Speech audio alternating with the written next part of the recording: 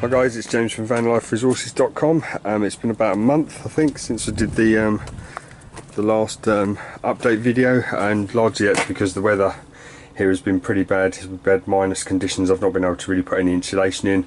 I have, however, been working on the table stuff. There's a whole load of stuff where I've been building furniture and the sink units and stuff, which I'll put in another video.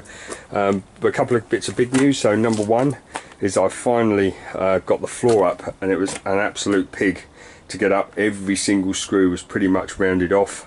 I don't know whether somebody had tried to get it up before, or they were just damaged through wear and tear, but I managed to drill the heads off of most of them. As you can see, there's a couple like down here which I've just managed to get so they're a size that I've been able to lift the board over them, but I need to get them out. So I've swept that down.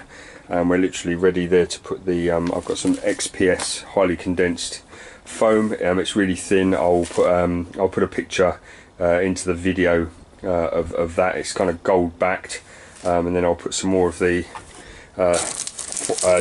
double foil. As I mentioned, I'm going to put some foil backed XPS insulation board down on the floor. And this is it. I've got a company called Dahl, and I got this in, it's obviously UK in B&Q, but it's available in quite a few places. They use it predominantly in this application for under wood flooring. As you can see, it's got a 17 decibel noise reduction. It's a moisture barrier. Obviously a good weight distribution as well, and it will help to even out the under the floor itself and provide some cushioning. And it really is very thin. I haven't got the packet open, but you can see how thin that is. It's probably a couple of millimeters, something like that, and it actually sort of unfolds, and it's easy cut. As you can see, really easy to measure because it's all marked out as well. So I've got a couple of these to start with. It will do, I don't know if it says on it how much square footage it will actually do. I did work it out when I got it, but I worked out, I think at the time, that I would need a couple just to deal with the nooks and crannies. It's not cheap. Each of these packets is about £60 if you're in the UK. But you won't need a lot of it, and it is pretty good. As I say, it's sound deadening and providing some underfloor insulation, and especially if you can get an air gap, if you can put some battens on there, which I plan to do as well. So there we go. So that's the underfloor XPS insulation. So I've finally got the screws out there. There's some those holes you probably can't see. Yeah, maybe you can see it. They go literally straight through the bodywork. I've got about 20 of those where the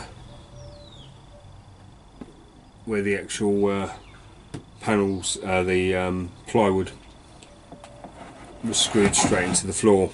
So I'm just going to have to fill those with some filler. Then I'll rub them down, and all good. So also I've been packing away the insulation. As you can see, just kind of got to keep plugging away at that, poking it in until you can you've kind of filled the whole cavity in there. Up there, some down there, and obviously the Celotex will go in there, but right underneath, right up to the top, and then down to the sides, and all up inside the panels. And you really get the benefit of that when you've got the Celotex in there.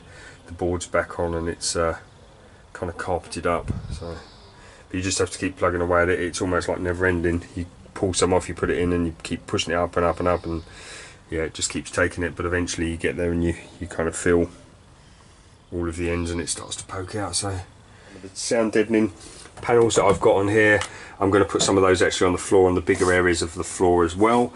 As you can see, the roof is still there. I've done nothing with that as well. One of the big reasons why I really haven't progressed anything within the van, I've been working on the furniture, is, as I say, one reason was because of the cold weather has prevented me from doing anything with adhesive.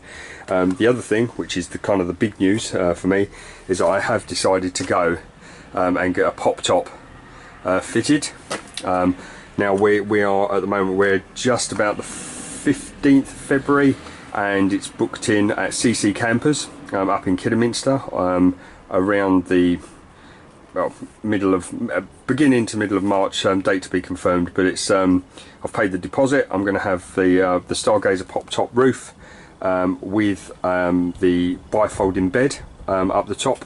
There'll also be a 100 watt solar panel built into that. I'm also having a window, or two windows in actual fact.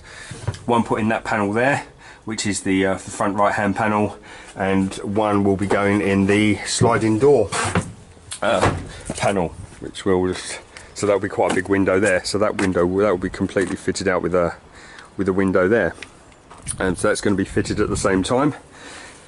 So once that's been done, then obviously I'll be a little bit freer, because CC Campers want the van, certainly the top half of the van, to be pretty much in original condition, so that they can do their build to provide the kind of assurance and guarantee that's required. So that will give me a whole load of space. You know, I'll be able to stand up in that quite happily, and there'll be room to sleep, you know, 1 or 2 kids up the top, or an adult. And obviously downstairs, I'll leave this to another video, but I've had a rethink about the bed situation, and I'm actually going to do something which is perhaps a little bit unconventional for this type of van, but more on that in a later video. So really, that's the update. That's where we are. I'm going to continue putting sort of the insulation, the plastic insulation, in the places I can now.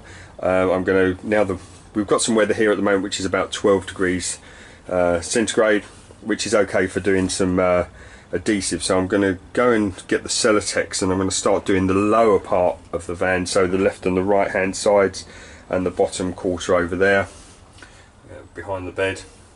And I'm going to get that done. Obviously the bulkhead will be removed, and that's it. As I say, I've got some other news about the kind of bed setup and storage setup, which I've been working on, and you see I've got the frames there, and I've been kind of using those as benchmarks to work on a couple of ideas that are alternatives to my original single bed layout along the top with the slatted pull out version.